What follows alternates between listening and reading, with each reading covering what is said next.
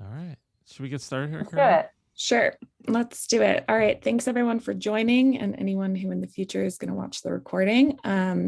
We're here today with Val Geisler of Klaviyo. She's the customer evangelist at Klaviyo. And prior to joining their team, she was an email marketing consultant for B2B and B2C brands. So we're excited to have you, Val. Thank you for joining. I'm excited to be here. Thank you. And then, of course, we're also here with Jon MacDonald from The Good, founder and CEO, which is a conversion rate optimization firm who has worked with some of the largest online brands, including Adobe, Nike, and others. And today we're going to be doing some fun conversion-focused website teardown sessions. So with Awesome. that, I will leave it to Jon to get us started. All right. I'm going to share my screen here. We have, Val, a few sites that I believe you have not taken a look at yet either. I haven't. So this is you gonna be guys sent new to- them my way, and I said, I'm going to wait. Hey, that's great. It's going to be new to both of us. So I'm just going to start with the first one I have up here, which is your cat backpack. So I find this an interesting product. I don't own a cat, so I'm not. Is the target Emily audience, here? perhaps. Yeah, she is. Okay. Hey, Emily. Oh, hey, Emily. All right. Yeah. So maybe we just start at the top of the page and work our way down all the way to the footer, and we can call things out as we go through this. Yeah, for sure. So what's your first impression about this pop-up? So I said I didn't look at any of the sites, but I actually am familiar with your cat backpack from doing a few things with Emily. But I haven't spent a lot of time on the site. So I know the brand, but not the site as much. Okay. I like that. So you did come to this page and then it sat for a minute before this pop-up showed up. Yeah. So what I It was can do is I probably can. 60 seconds at least. Yes, it was. It's been a little bit since I preloaded it up, but yeah. What's your thought about the content of the pop-up? Yeah, so it looks like it's actually an exit intent based on where your mouse is. From the language it says before you leave, and then also just seeing where your mouse is, it looks like it's an exit intent. And I really like dollars versus percentages when we're talking about discounts. I don't think everyone needs to do a discount. I can understand though why it's kind of like a easy card to play, right? And so a little bit expected on the consumer side. But dollars versus discounts feels higher value, even if it's not actually. I saw a bunch of dollars versus discounts happening, and I did some comparisons of a few of them, and especially on a higher priced product, which I don't know the price of this product, but I assume it's not a $10 product, especially since it's $10 off. But it's not even a $30 product. So on higher priced products, dollars does tend to convert better than percentages as far as the actual sale goes. And this is a pretty compelling offer and ask. I don't know that we need to say it like that $10. It's in here 3 times. It feels a little bit busy and wordy. I feel like we all, as consumers, know the fill out the forms below to get $10 off. I don't think we need any of that copy. It's pretty clear what we're doing, especially with the button saying get your $10 discount now. So there's just a lot happening on this pop-up. I like the intention behind it. I like that it's an exit intent. Yeah, I would pull that black text off entirely and just say like, hey, here's how you get it. Either remove the black text or remove the blue header text. That's great. Yeah, I think, Val, from doing these with me a few times now, I'm not a fan of a discount dollar or percentage off. As you said, I can understand why people do it. It does kind of just feel like the easy button. A little creativity can go a long way on this without killing your margins. So, is it about $10 to ship the product? Probably. I can't imagine it's that heavy of a product. It might be a little bit bulkier than average, but it's not heavy. I would say that offering something like free shipping when you sign up, something of that sort that is a promo over a discount is going to go a lot further to not reducing the value of your product in the eyes of the consumer, because somebody sees this and they're not ready to order just yet. Now that your product is really worth $10 less to them than what the price is, because they see that and they say, oh, I know I can get that $10 off somehow.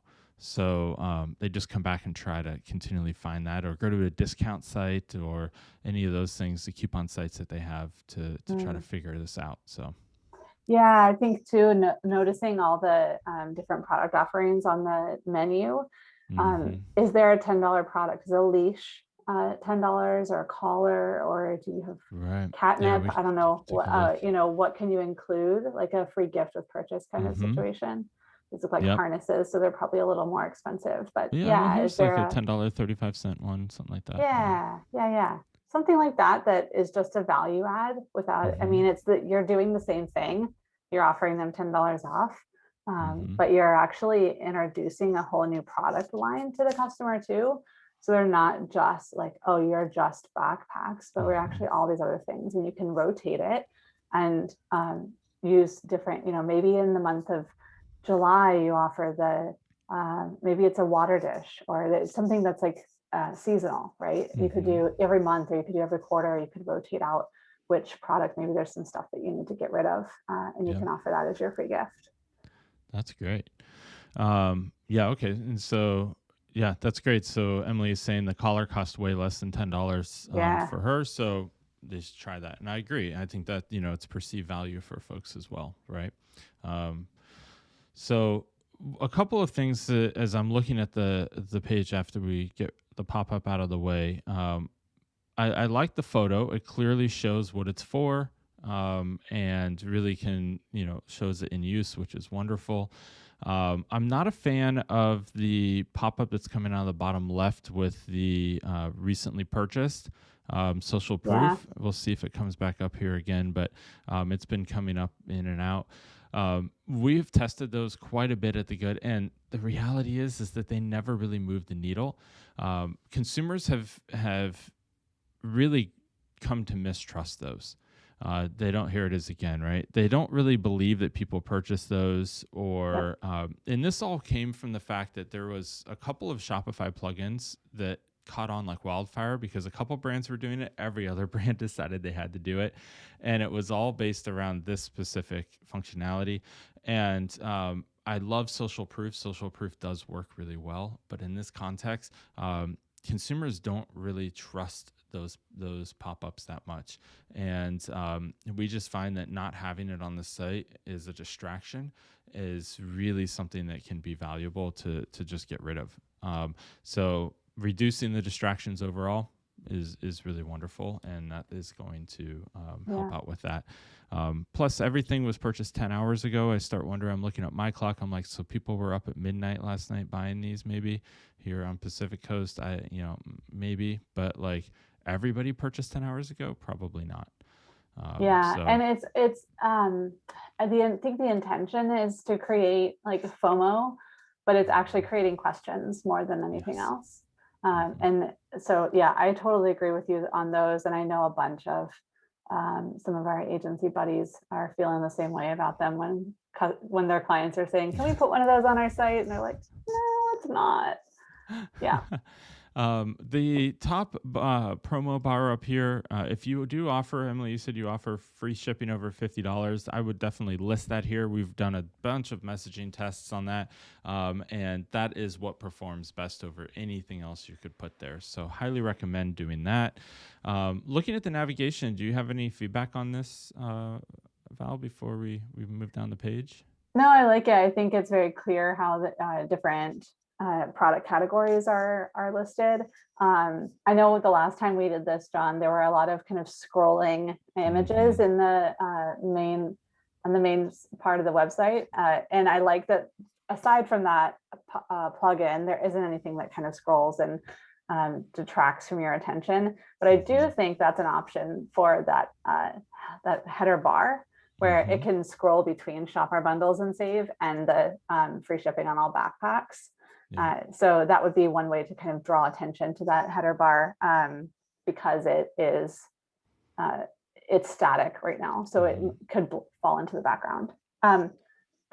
This is another site though, where we're seeing a quiz in the menu, but we aren't seeing it highlighted. And maybe further down on the site it is. But I love a quiz.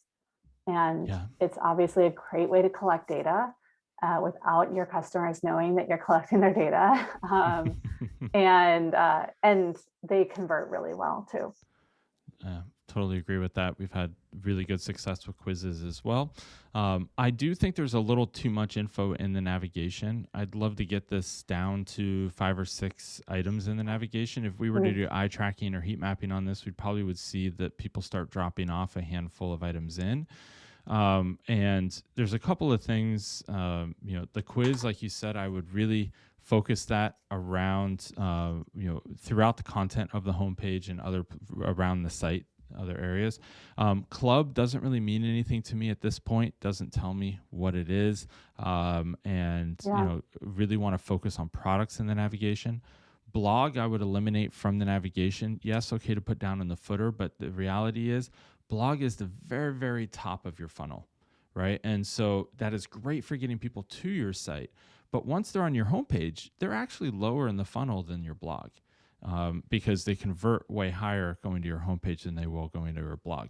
So the reality is that you don't want to drive people back up the funnel. So I would really focus on that.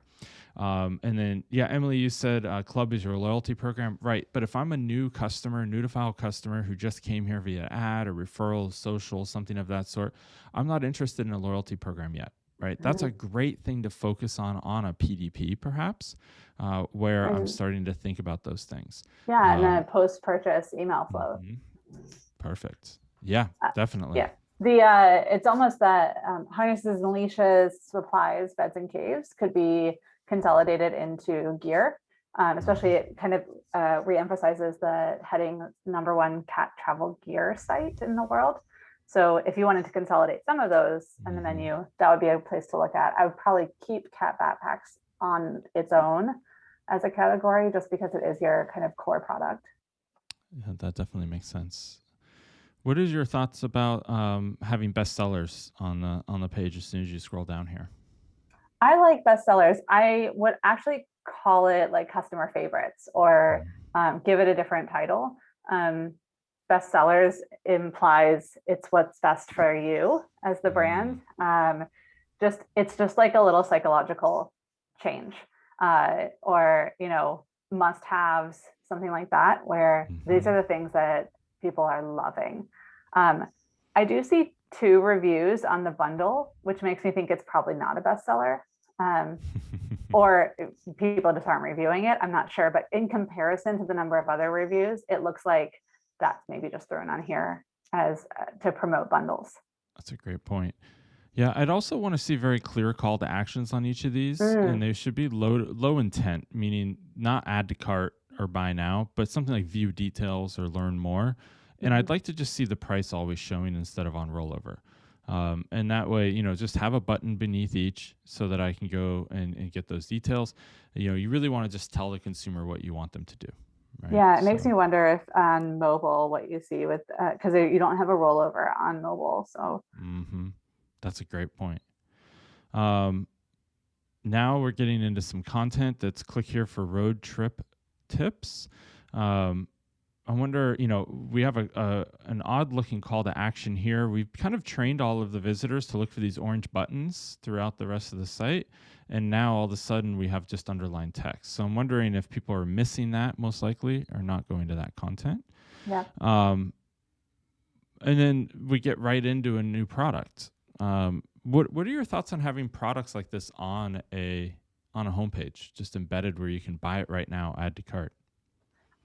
This is another place where I would be interested in seeing a heat map on this page. We're pretty far down where we're introducing this new product drop. And I wonder how many people actually make it this far down on the page. And even just to test, like, I would love to see the conversions on this particular section. I think it can work, and maybe it belongs where the best sellers is. I'm not sure. It's worth testing. But I think it's a little far down. I love anything that makes it super easy for me to add it to my cart. I was on a tea website yesterday, and you could just from the main product listing add to cart because you weren't choosing options like number of ounces or anything like that. On some of the teas, you were choosing between decaf and regular, so you would actually have to click into the product. But I do really love being able to just instantly add to my cart. Anything that reduces the friction from my interest in the item and it getting in my cart, the better. So I like this. I just think it's not in the right spot. Yeah, I kind of, I disagree a little bit in the sense that I think people aren't ready to buy this just yet. They probably want more details, right? And so I would, and then you have two competing call to actions here with add to cart and buy it now. I get what you're saying about, hey, if I know I want this product, right, come here and buy now. But really, I think that, we also have to determine what size. And I'm looking at this, I'm saying, okay, well, what size is my cat? I don't know. So I'm probably going to want more details on that. And, are there other colors? Things of that sort that I almost think this like add to cart thing belongs on the bestsellers and not new drops, because it's new. It has 3 reviews on it.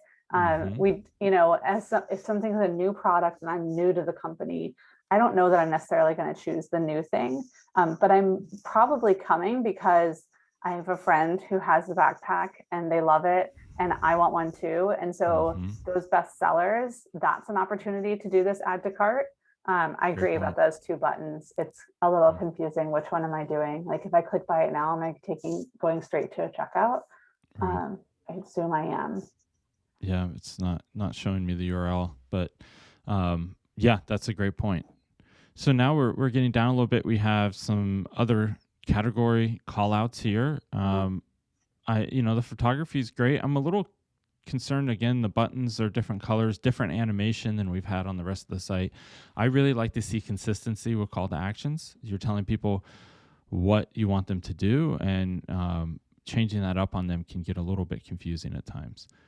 I'm not texting. I'm actually looking at the site on mobile because I was interested in that like scroll over thing. In that bestsellers, the price is listed on mobile. It's because there isn't But you're right about those buttons. The buttons don't have the animation on mobile, so they just are white boxes without the blue. So then visually looking at those white boxes, and then you scroll down to the referral, it's in my mind, white boxes are text boxes on this website. Like my brain has already been trained by this website that's what is a white box is information. And so on mobile, what that ends up looking like is view products, which I know as a marketer is a button, but I might not know where to click if I weren't a marketer.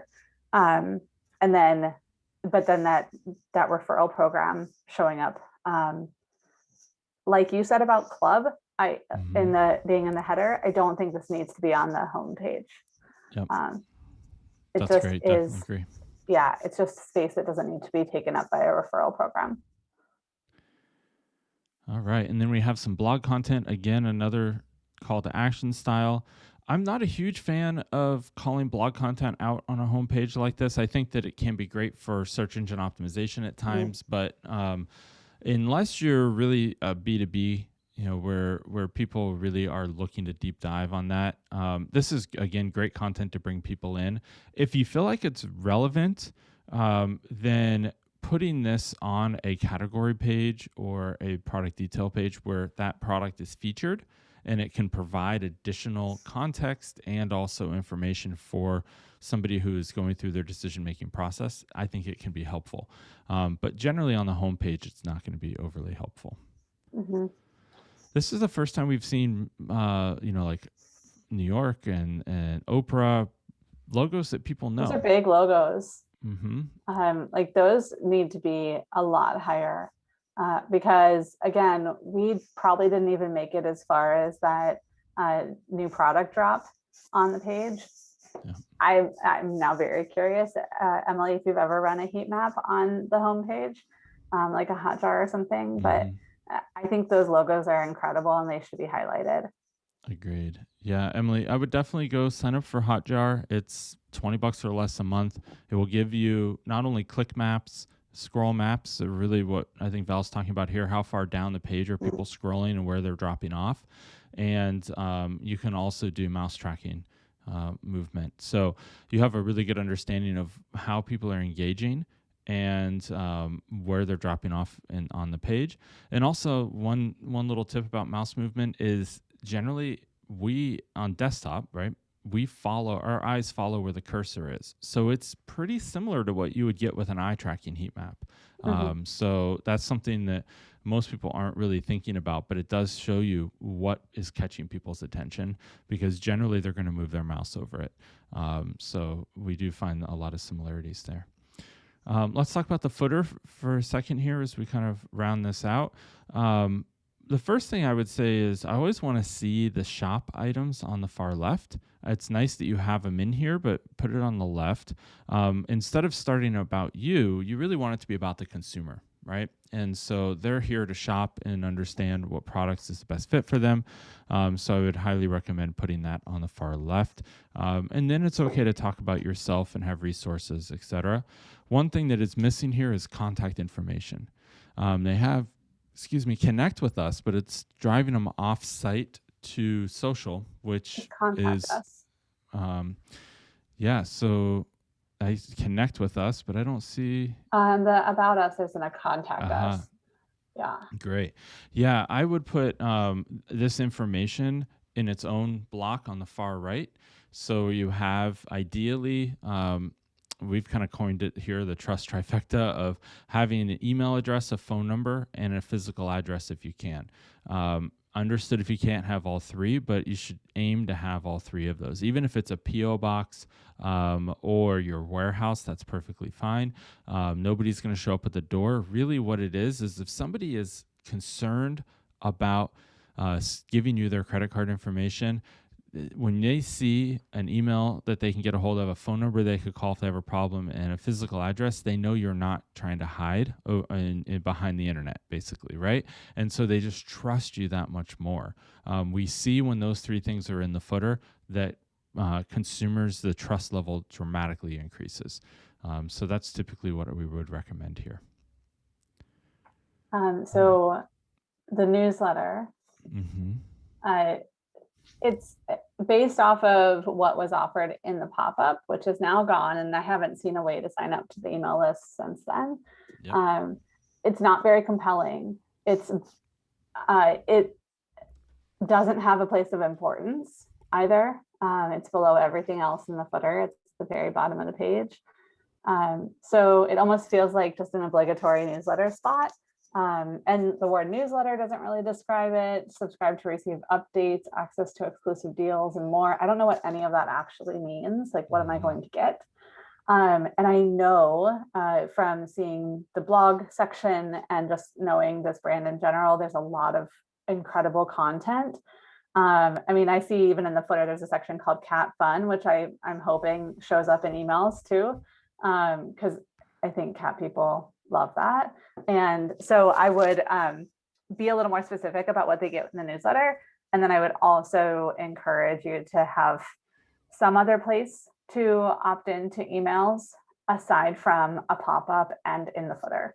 On the homepage, having an option that's not just, it seems to me that the only way to really join the email list is to make a purchase, though I'm not sure if there are other places on the site where you can do that.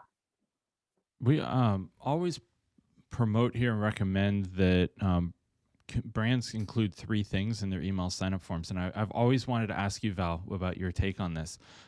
So the first is set expectations, which I think you mentioned, right? What are you going to get? How often are you going to be emailed? Yeah. Right.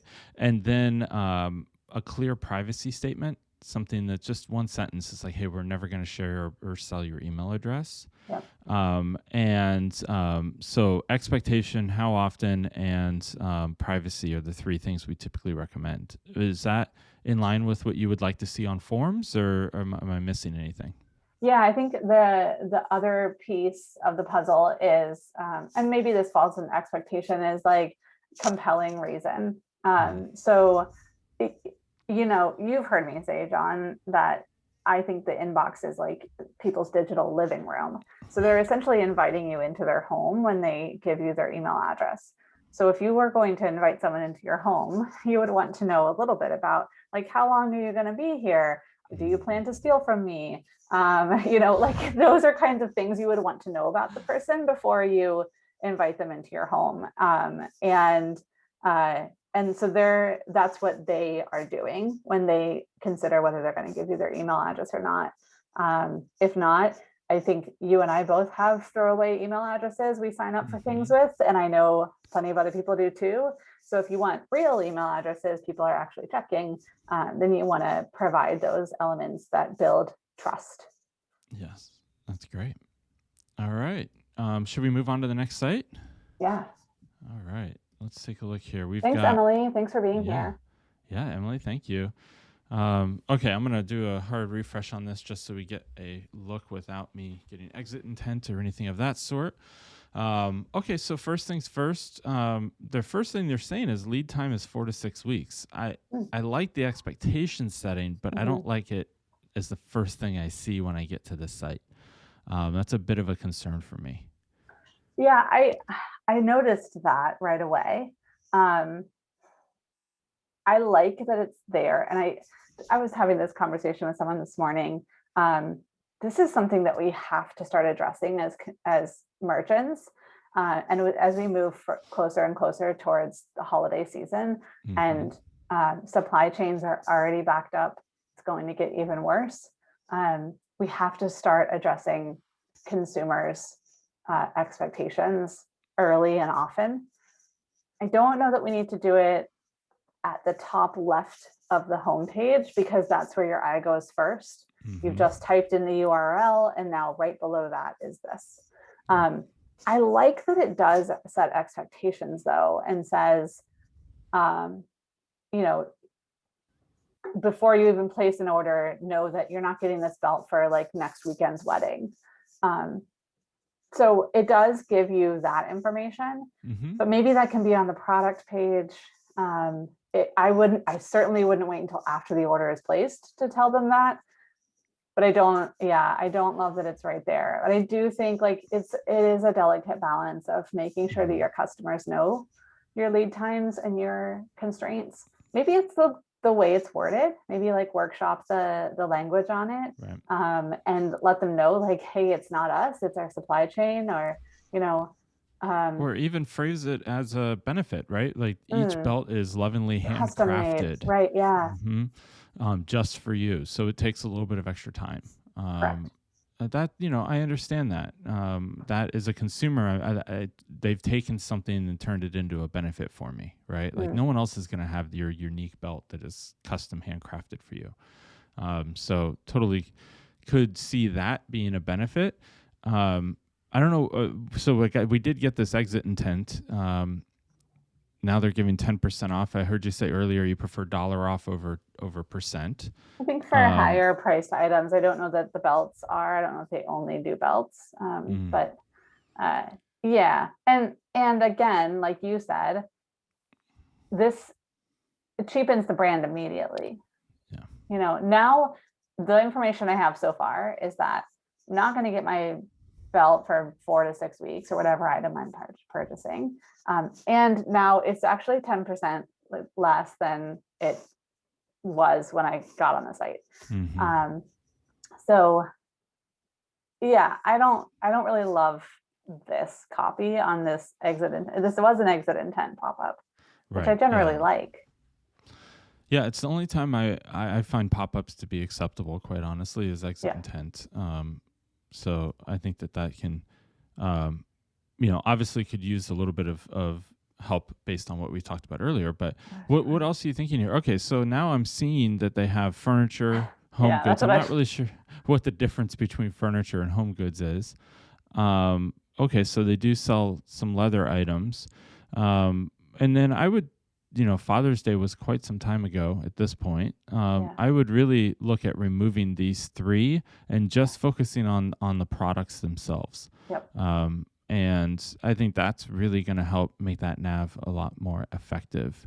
The only thing is, if this is like a family company, or like, passed down through generations, and there's leather workmanship and, craftsmen behind this brand, I might keep something about that in the header or in that main nav. But I don't think I would include it if it's not. Great point. Yeah, and I could see that being. I mean, it looks like a family name, perhaps, in the company name. I'm not a huge fan of having text baked into an image, but I do think they do a good job of showing the handcrafted product here. This obviously is not going to scale well on mobile and look that great. So I would be concerned about that. And really only focusing on just one belt. What I always love to see in these main areas is, what is your value proposition? What makes your products or your brand different? And what pain or need are you solving for the consumer? And I think that's really missing here. You say it's a timeless belt that lasts forever. That's great that it could be an heirloom of some sort, something of that sort. But I do look at this and I say, okay, well, they have furniture and other items. Why, is it a family of leather workers, of things of that sort, that you could focus on that aspect, right? That might go a little bit better in terms of getting people to take that next step. Because right now, if I didn't see that nav, and we spent the first few minutes talking just about belts, right? That could be a bit of a concern. Yeah, it's interesting. I just brought up this site on mobile, and it just stacks a little bit. So that image of the belt is dropped down and the text is above the belt, which actually I prefer visually. It stacks really nicely versus this having your eye kind of zigzag down the page. But yeah, the next thing you see is this set of images: the firewood sling and armchair and knife. So, and I'm seeing the price points now too. Right. Which is where, oh, wow, okay, now $10 off doesn't sound, or 10% off, whatever, it was 10% off. Yeah, it was, yeah. A percentage actually starts to sound more appealing if we're talking about $710. Right. Versus if you told me I was getting $15 off or something like that. But I didn't know that coming here. So unless your consumer is already educated on price points and the value, that's where I think like that discounting effect just adds more questions than answers. But this also, as I look at all these products, it does make me wonder, is the belt the right like main above the fold image to be listing? Because there's so many, like, I don't know what the average order value is for this company, or if that belt is like a gateway drug of goods here. People who buy belts stick around more often. I'm not sure what the intention is there. If that's the case, then that's really well thought out. You probably have a higher repeat purchase of something like a belt or a knife than you do a table or an armchair. But yeah, it when makes they're me talking wonder about making it last for generations, right? Now we're getting into that aspect where it's like, okay, it might be worth it. But this is the first time we've heard that. The other thing I'm not a huge fan of here is that we're missing the clear call to actions on these, right? So also, I will tell you, very, very few people are going to click these arrows. We just see the in-page navigations like that. They just don't get interactions. So if you did click tracking on these, you'd see that very few people are clicking on those, at least on desktop. It's a little more common to swipe through on mobile. You can't swipe it on mobile. You can see the half images on either side, but you can't actually swipe it left or right. Interesting. That would be something to definitely look into pretty quickly. Yeah, I think, now we're getting into just featuring a few extra products. Okay, so here we are. So now we're talking about Curtis and Miranda, which is where the name comes from. This is, a good a good idea to have this baked in when it's a family business like this. But what I would highly recommend is a little more text. Why do I want to meet them? I don't know who they are, right? So be thinking about that a little bit more here. You have plenty of white space to add some more content. Definitely would want to put some context there. Even a sentence or two could go a long way. From our family to yours, learn what we're all about, something of that sort could really be helpful. Inside that About Us page, it says, there's copy I love. It says each piece made by a person for a person. Oh, yeah. I love that. Like, I feel like that's the header, that main nav image copy, because that applies to not just belts and not just mugs or tables. It's for everything. And I feel like that's kind of a cornerstone of the brand. It does. It says so much without saying a lot, right? Yeah. That's really what you want out of a header like that. So, all right. So here we are with the email sign up. Become an insider. Get the first to know about new products, deals, and just some plain old fun. I mean, I'm in for plain old fun, but And what are your thoughts on this? Otherwise, it doesn't really stand off the page to me. No, it's definitely, it doesn't have that like special placement like the other things do. It is the same, it's the same background color as the box above it. It's not particularly like interesting. And again, that pop-up is gone. So if all you have is a pop-up or something at the bottom of the page, that doesn't put a sense of importance on the email list. With a brand like this, I could see where an email list is like helping determine the next product that's coming out. You know, where our email and what does an insider do? Our email insiders, get previews of what we're working on. We, help decide what we're going to create next, or maybe, there's something along those lines that the insiders are truly insiders and not just people on an email list that are there for your benefit. But what's the benefit for them? Like we talked about with the last site. That's great. The rest of the footer, I'm a little concerned about. There's no shopping navigation. So if you look at this, the main navigation has disappeared. It's stuck to the top of the page. So if I'm interested in shopping, now that I've gotten all the way down here, I have to scroll all the way back up. So I would suggest not making the consumers do that much extra effort, and put a shopping navigation in your footer. High-level categories should always be there. I love that they have the contact information. I would add in phone number, email here. It looks like they're probably going to have those available on the contact link anyways, but clearly showing the address here just makes me trust that, hey, if I give you $700 for a chair, that I'm going to get that chair. And the only other thing I would say about this is that I would get rid of the payment icons. I see these all over. They were on the site that we looked at, the cat site before this. Yeah. My point is that in the footer, it's not really necessary. When was the last time, Val, you went to buy something online and it didn't take a form of payment that you had available? Right. Yeah. It feels very like early 2000s. Yep. And it's in every Shopify theme, which I just don't get. That blows my mind that themed designers are still putting those in there. I would just suggest removing them. They become a distraction and they're not really helpful.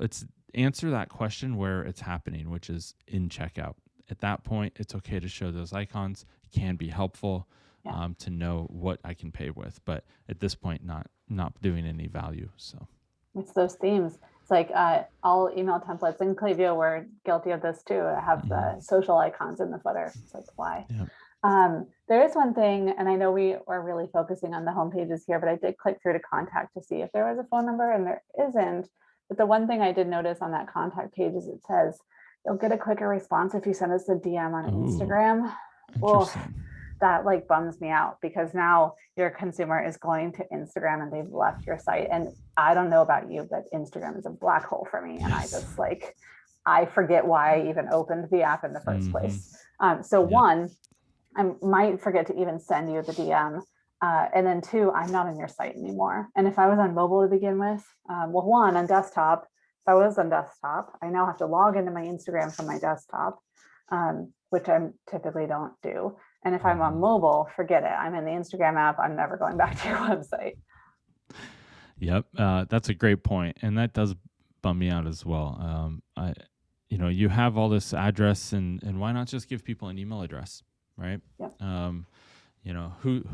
Who's doing so much customer support on Instagram? I don't know. Yeah, I mean, I know a lot of brands are. Yeah, and I think it's again that it's not as customer first. It's not centered around your customer, and ultimately, if all of your customer service is on Instagram and all of your messages with your potential customers, someone might not have signed up for your email list yet, and they go to DM you. And if tomorrow Facebook, Instagram decides that you have to pay to access your DMs, what are you going to do? Versus if they fill out this form, and you could even have a checkbox at the bottom of this form, like, hey, I'd love to get, regular marketing updates, or I'd love to join the insiders list or whatever, where they can opt into your email list through filling out this form. You just have a closer relationship to your customer than taking them to another platform. Interesting. Yeah. All around, I agree 100%. So we have about 15 minutes left. How about we hop to the next site? And okay, so I'm actually going to make this a little taller because there's already a link here. Why don't I refresh and see if that's exit intent or it just pops up. Okay, so wow, immediately there's so much going on here. So much happening. This happens on beauty sites, doesn't it? Like it does. Beauty sites in general tend to just have like, we're going to do all the things. Did you try to exit? No, you didn't. No, I didn't. I didn't move the mouse at all. So we got join the family. So I don't know about you, but I'm not ready to get married and join their family. I don't even know what products they sell. Yeah. And then in addition to that, I'm being asked to accept cookies to join their VIP text club.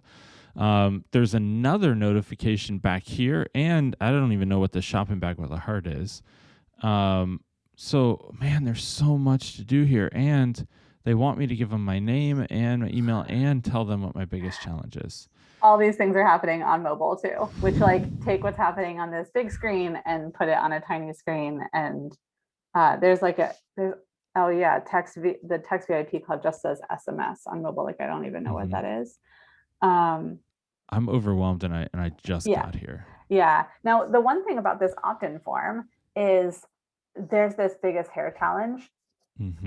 This brand has such an opportunity to spin up a 3-question quiz and make this a quiz. So don't make it an opt-in, make it a quiz, let them have their quiz results, or if you insist on it, get their email address to get their quiz results. I really like let them have their quiz results, email them the reminder or more details about their quiz results or extra content specific to the results. That's a great point. But this is the beginning of a quiz. Add 2 more questions and you've got it. I mean, you could even have a 2-question quiz. There's no minimum number of questions on a quiz, but I think it's just positioning of this particular question. Yeah, and there's nothing in the design of this pop-up that makes me excited. It looks like the generic out of the box, blank template that's ready to be styled. And I don't know what happens if when I tell you my hair challenge, am I going to be taken to products for that page based off of what that pop-up looked like? Probably not. Yeah, there wasn't a lot of expectation setting there at all, right? Okay, so I'm going to get some of these out. I don't know what the yellow button is, but I'm assuming it's something to do with the cookies, and I accept them. It's the cookies. Oh, geez. Now we've got chatting with Stephanie available. Join the VIP text club. I'm going to close that. I don't know what this heart is. Nourish points. You can earn points with that. That's what the shopping bag and they're is. Certified secure. Oh, good. Which is new. Wow. I wasn't worried about security yet, but now I am. Yes, that's exactly my thought. Okay. Well, let's take a look up here at the top in the navigation. Free shipping orders over 65. Okay, great. Now they have a starter guide. That could be the quiz.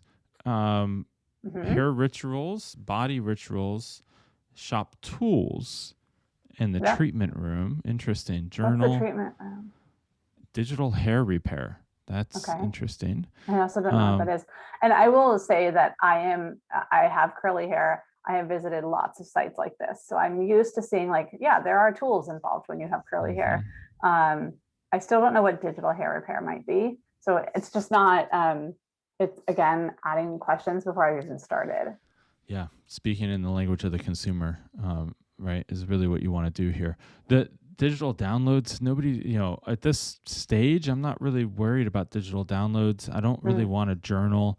I'm really just trying to understand how you're going to help solve my problem. Guide. Yeah. And then, you can do the right targeting of, for now you can, from your return customers. Maybe you don't highlight starter guide for return customers when they, if they're like clicking through from an email, or, there's certain ways you can change where they land. But for a brand new IP address to this website, starter guide's where it's at. Yeah, I'm not a fan of the auto-rotating images happening here either. The other thing that's happening is the CTA is moving. So sometimes it's over here, and I noticed a couple times it was over here. That's really, that's really frustrating for consumers. So, and this one doesn't even have a CTA. It doesn't look like so. Well, it says explore kits, but I don't know what you. Button. Yeah. And that looks like it says shop now, but it's not a button. It's baked into the image, right? Yeah. Yeah. So there's a handful of things that are a challenge here. Okay, Juneteenth was a few weeks ago at least, so that feels a little dated, but okay, it's, within somewhat of a reason. But I just got here and all of a sudden I'm being told to buy a box set. Yeah. I find this really frustrating because I still don't know what these products are, right? Like what, and so if you're shopping for the products that Nourish and Love sells, by images, what these things are. So I know what all these products are.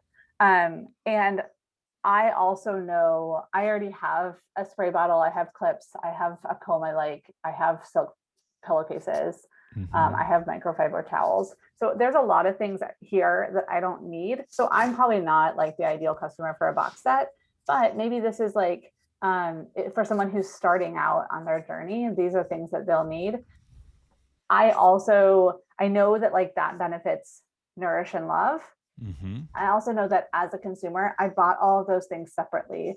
I would almost say like there's a smaller box set to build here than all of these products, because either people have some of these things already, or they will buy them, one or two things at a time. Like, do I really need that Mr. Spray bottle? I just used what I had until I realized like, oh, that actually isn't worth having. So when you're going through the process of embracing your naturally curly hair, it is a process, and very few people just like jump right in and want all the products right away. So I would think like this is again something that is like customized to where they are in their journey, and that's where the quiz can be really helpful. You could ask, like you asked about their hair texture, I think was what the quiz was. And then, you can also ask like, where are they in their journey? Are they just starting out? Do they already have some products? Are they like a product, like their whole closet is full of products already?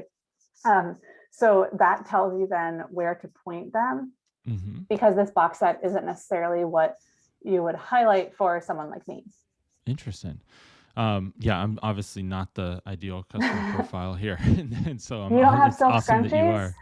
Yeah, or I had no idea those were silk pillowcases, or those. Or would you say microfiber? I would have never guessed any of that. So, so well done on that. This looks like to me though the exact same, almost the same template and same layout as the site we just looked at. I think so. Yeah, the add to cart and the buy it now is right, and then view product details down below. So again, I'm not really a fan of this. Like you're trying to say, okay, I can get a free sample, but what is the bamboo and beetroot? I don't even know what that is. Beetroot, sorry. Beetroot. Styling glaze, mango quinoa. I don't want quinoa in my hair, but like I don't know what that is, right? Like, I would say like save the free sample part for the actual cart. Even on the buy it now, you could offer that on the checkout page. But I mean, there's definitely a lot of decisions to make when you're just on the home page.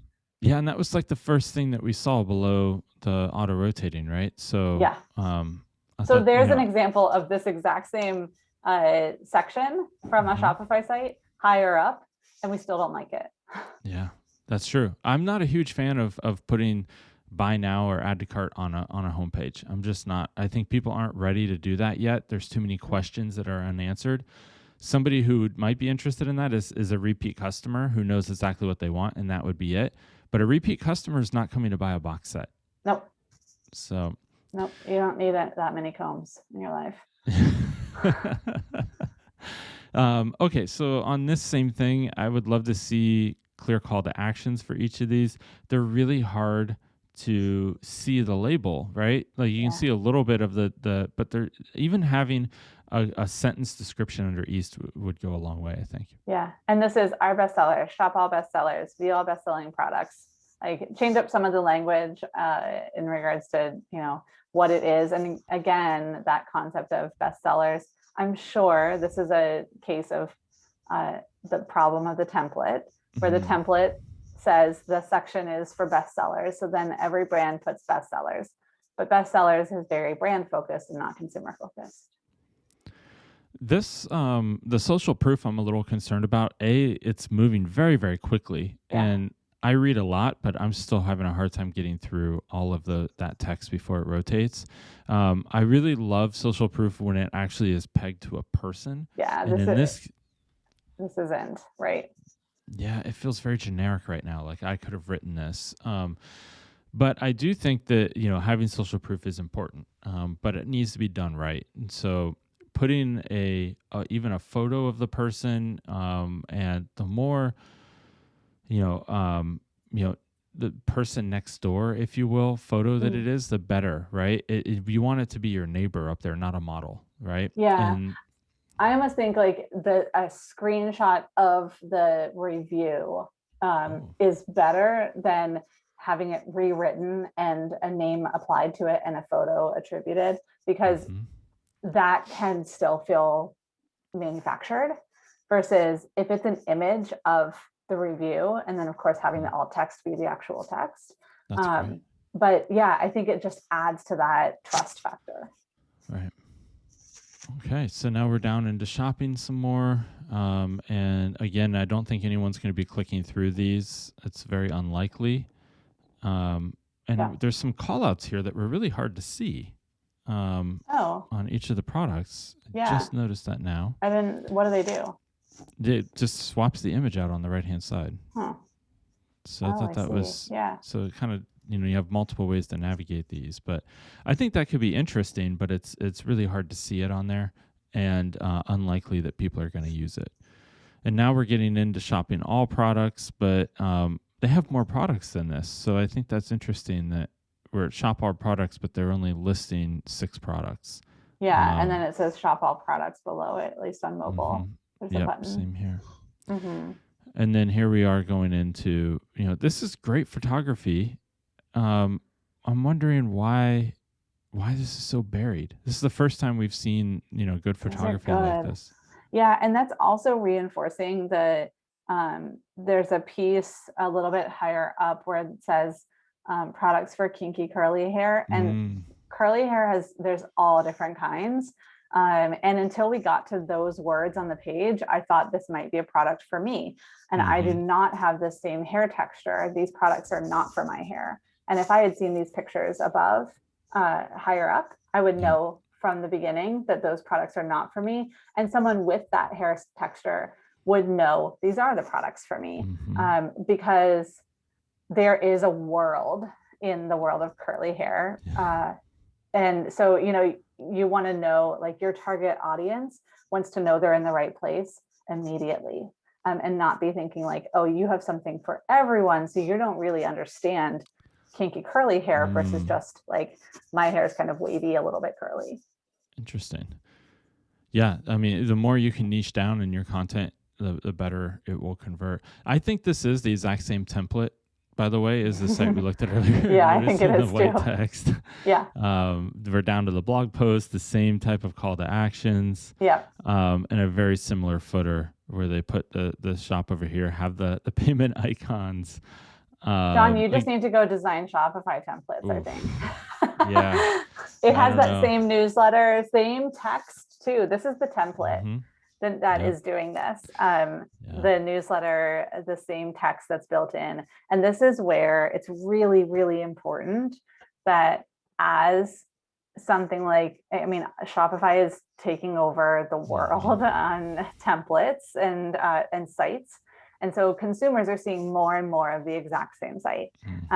And these are little tiny micro copy places you can shine. Changing it, don't forget the copy on the newsletter sign up in the footer.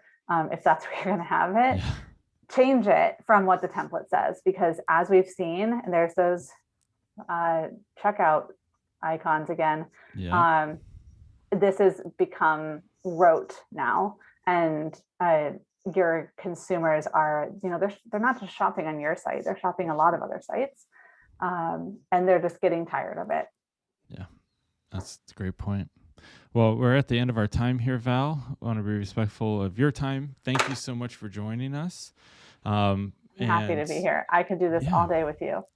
We've done this a few times lately. I appreciate that very much. It's always fun. I love getting your perspective as someone from that I've always looked up to when it comes to email, especially, but usability and whatnot. So, Val, how can folks get a hold of you if they have questions around anything we discussed today? Or yeah, for sure. I'm on Twitter at Love Val Geisler. And I'll type that in the chat. And that's probably the best way to reach me.